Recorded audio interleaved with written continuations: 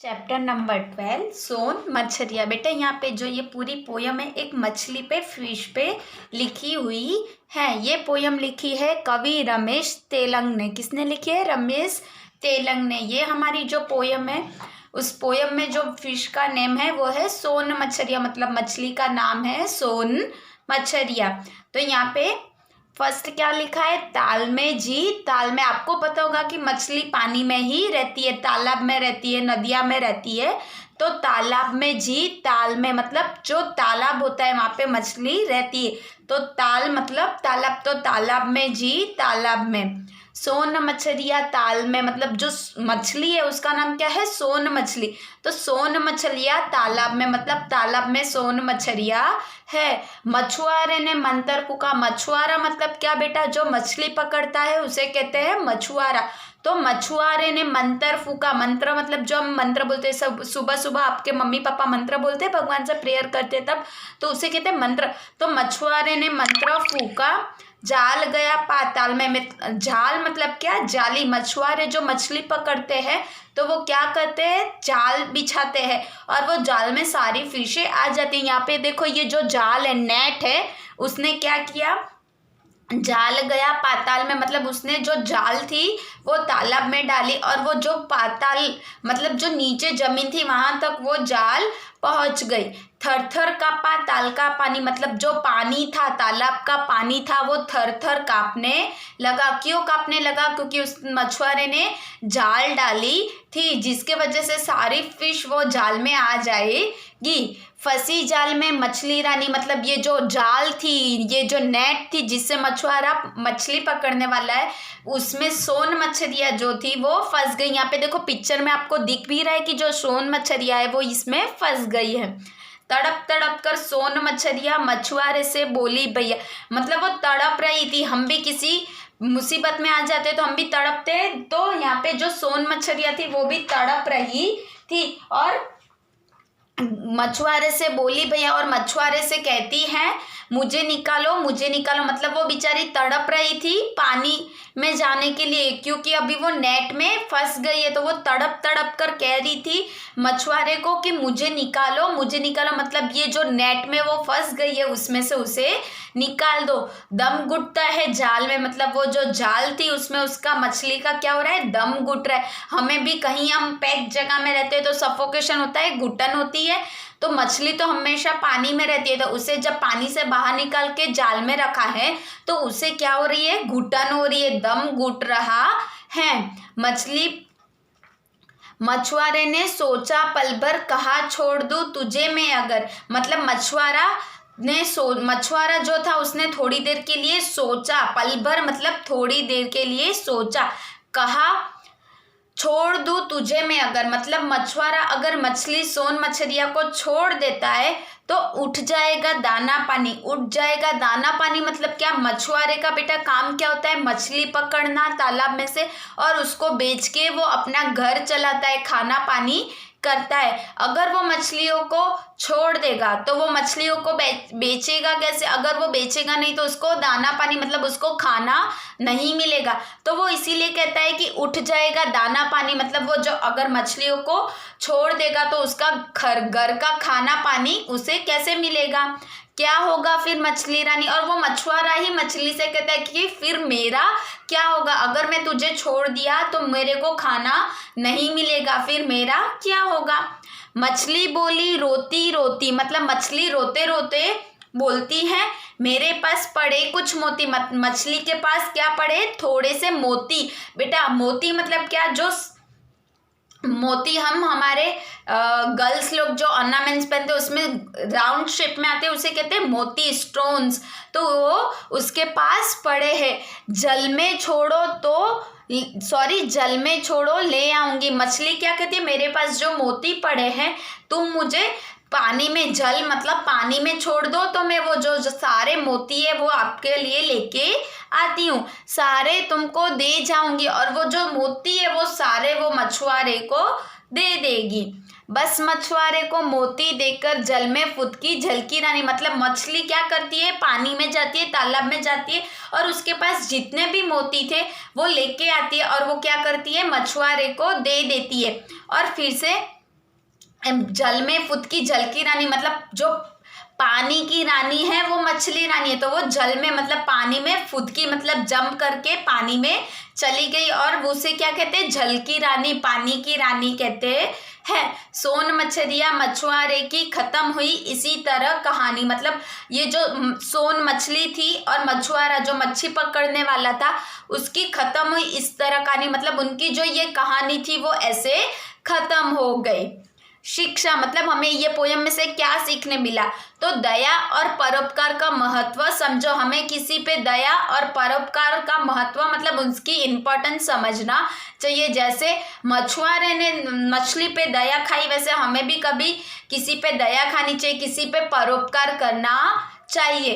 तो बेटा chapter number 12 की ये पोयम में हमें समझ आया क्या कहना चाहते हैं कि एक मछली थी जो जल में ही रहती थी, सॉरी मछली तो सारी जल में ही रहती है बेटा, तो वो मछली क्या होती है, एक दिन मछुआरे के जाल में आ जाती है। फिर मछुआरे को कहती है कि मुझे छोड़ दो, पर मछुआरा क्या कहता है कि मैं तुझे छोड़ दूंगा तो मेरा दाना पानी उठ जाएगा। तो मछली रोती रोती कहती है कि उसके पास कुछ मोती पड़े हैं, अगर वो छोड़ देगा तो वो मोती सारे उसको दे देगी। और वो क्या करती है, मोती लेकर मछुआरे को दे देती है और मछुआरा मछली को भी छोड़ देता है। तो ये पूरी पोयम में मछली की बात की गई थी। अब हम क्या करेंगे, हार्ड वर्ड्स एंड शब्द अर्थ। तो मैं हार्ड वर्ड्स एंड शब्द अर्थ आपको आपकी PDF में भेज दूंगी। अब हम करेंगे टेक्स्ट बुक एक्सप्लेन। तो पेज नंबर 61 निकालो। क्वेश्चन नंबर 2, सोचिए और बताइए। यहाँ पे हमें क्या करना है, क्वेश्चन आंसर लिखना है बेटा। तो मछुआरे ने पानी में जाल डाला तो क्या हुआ, तो आंसर क्या आएगा, मछुआरे ने पानी में जाल डाला तो क्या हुआ, तो आंसर आएगा मछुआरे ने पानी में जाल डाला तो मछली जाल में फंस गई। जैसे ही मछुआरे ने जाल डाली वैसे मछली क्या हो गई, वो जाल में फंस गई। क्वेश्चन नंबर 2, सोन मछली किसकी रानी थी, तो सोन मछली जल की रानी थी, मतलब वो पानी की रानी थी। अब क्वेश्चन नंबर 1 लिखित, हमें क्या करना है, टेक्स्ट बुक में लिखना है। तो मैं आपको PDF भेजूंगी बेटा, उसमें से आपको भी आपकी टेक्स्ट बुक कंप्लीट करनी है और ये क्वेश्चन आंसर मैं आपको PDF भेजूंगी, उसमें से आपको हिंदी के नोटबुक में कॉपी करने हैं। तो अब क्वेश्चन नंबर 1, सोन मछलिया में सोन विशेषण और मछलिया विशेष्य है, ऐसे ही नीचे लिखे विशेषण और विशेष्य के जोड़े बनाकर लिखिए। सबसे पहले तो बेटा मैंने विशेषण और विशेष्य करवाया है। विशेषण मतलब क्या, कि विशेषण क्या करता है, सेंटेंस में सर्वनाम की विशेषता बताते हैं, मतलब कि उनकी इंपॉर्टेंस बताते हैं, उसे कहते हैं विशेषण। और विशेष्य मतलब क्या होता है, विशेष्य में होता है कि विशेषण जिन शब्दों की विशेषता बताते हैं ना उसे कहते हैं विशेषण। मतलब विशेषण और विशेषण में बहुत डिफरेंस नहीं है। जिस सेंटेंस में किसी की विशेषता मतलब इम्पोर्टेंस दिखाई जाती है उसे क्या कहते हैं, विशेषण। और विशेषण मतलब क्या, कि जिस विशेषण की बात की गई है उसे कहते हैं विशेष। मैंने ये आपको आगे के चैप्टर में भी करवाया था। अब मैं आपको एक एग्जांपल देती हूँ कि सुंदर लड़की, यहाँ पे विशेषता किसकी बताई गई है, लड़की की। तो लड़की क्या है, लड़की क्या है, विशेषता है। और किसकी बात की गई, सॉरी सुंदर लड़की। तो यहाँ पे देखो लड़की की विशेषता बता रहे हैं, लड़की की इंपॉर्टेंस बता रहे हैं कि लड़की सुंदर है। तो ऐसे शब्दों को क्या कहते हैं, विशेषण। अब विशेषण मतलब क्या बेटा, कि जिसके बारे में बात कही गई है, विशेषण की बात की गई है उसे कहते हैं विशेष्य। तो हमें यहाँ पे क्या करना है, नीचे लिखे विशेषण और विशेष्य के जोड़े बनाकर लिखने हैं। सिंपल वे में कहते हैं तो जिसकी इंपॉर्टेंस बताते हैं उसे कहते हैं विशेषण। यहाँ पे क्या किसकी बात की गई है, लड़की की बात की गई, तो लड़की की विशेषता बता रहे तो उसे कहते हैं विशेषण। क्वेश्चन नंबर 1, विशेषण और विशेष्य। स्वच्छ, सुनहरी, अनोखी, बड़ा, चमकता, भोला। जल, कविता, मछली, मछुआरा, मोती, जल। तो ये और ये को हमें मैच करके क्या करना है, विशेषण और विशेषण बनाना है।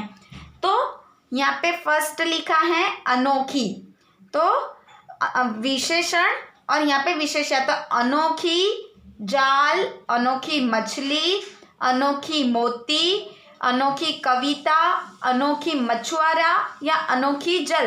तो यहाँ पे क्या आएगा बेटा, अनोखी कविता। फिर अनोखी के बाद चमकता, तो चमकता जाल, चमकता मछली, चमकता मोती, चमकता मछुआरा या चमकता जल। तो यहाँ पे क्या आएगा, चमकता मोती। चमकता के बाद लिखा है सुनहरी, तो सुनहरी, क्या लिखा है, सुनहरी।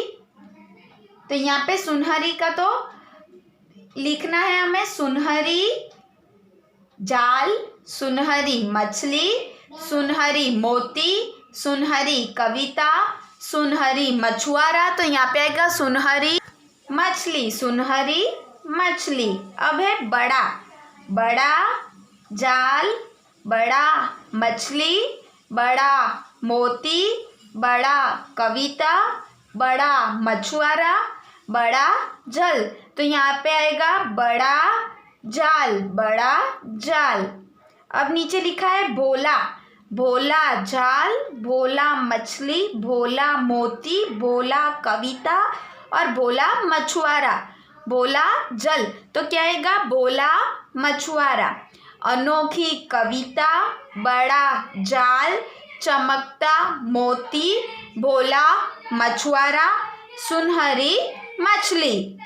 अब क्वेश्चन नंबर 2, कविता की पंक्तियाँ को पूरी कीजिए। यहाँ पे क्या है, जो पोयम की 4 लाइन्स है वो हमें आगे पोयम में से देख के कंप्लीट करनी है। मछुआरे ने डैश भर कहा डैश अगर उठ जाएगा डैश डैश रानी। तो आंसर देखो आगे पोयम में लिखा हुआ है, मछुआरे ने सोचा पल भर कहा छोड़ दूँ तुझे मैं अगर उठ जाएगा दाना पानी क्या होगा फिर मछली रानी। ये पूरा पैराग्राफ आगे पोयम में है, उसमें से हमें यहाँ पे कॉपी करना है। अब पेज टर्न करो, पेज नंबर 62। क्वेश्चन नंबर 3, दाना पानी उठना एक मुहावरा है जिसका अर्थ है जीविका न रहना। आगे देखो पोयम में कहा है दाना पानी उठना, मतलब उसका मीनिंग क्या होता है, जीविका न रहना मतलब जीवित न रहना। तो यहाँ पे हमें क्या करना है, इस मुहावरे का अपने शब्दों में प्रयोग करते हुए वाक्य बनाने। हमें क्या करना है बेटा, इसका सेंटेंस बनाना है। दाना पानी उठना, तो यहाँ पे हमें उसका दाना पानी उठ जाए वो शब्द को यूज़ करके सेंटेंस बनाना है। तो हमें कैसा सेंटेंस बनाना है, तो पोयम के रिलेटेड। तो हम क्या लिखेंगे, मछुआरे ने मछली से कहा कि अगर वह उसे छोड़ देगा तो उसका दाना पानी उठ जाएगा। तो ये सेंटेंस में यूज़ हुआ दाना पानी उठ जाएगा। तो वैसे जिस भी मुहावरे का अर्थ होता है उससे हमें सेंटेंस भी बनाने रहते, तो हमने यहाँ पे बनाए। वैसे आगे हम सारे मुहावरे के अर्थ एक साथ करेंगे, तब आगे बहुत सारे सेंटेंस भी बनाएंगे। अब क्वेश्चन नंबर 4, दिए गए प्रश्नों के उत्तर में राइट का निशान लगाइए। तो क्वेश्चन नंबर 1, मछुआरे ने जाल कहाँ फेंका, नदी में, ताल में या समुद्र में। तो ताल में। सेकंड, सोन मछली ने मछुआरे को क्या लाकर दिए, तो मोती, हीरे या गहने। तो आएगा मोती। थर्ड, दाना पानी किसका उठ जाएगा, मछुआरे का, मछली का या कछुए का। तो दाना पानी मछुआरे का उठ जाएगा, तो यहाँ पे आएगा मछुआरा। अब क्वेश्चन नंबर 5, दिए गए प्रश्नों के उत्तर लिखिए। क्वेश्चन नंबर 1, जाल में कौन फंसी थी। तो जाल में जल की रानी मछली फंसी थी। आंसर आएगा जल की रानी मछली फंसी थी। क्वेश्चन नंबर 2, मछली मछुआरे से क्या बोली।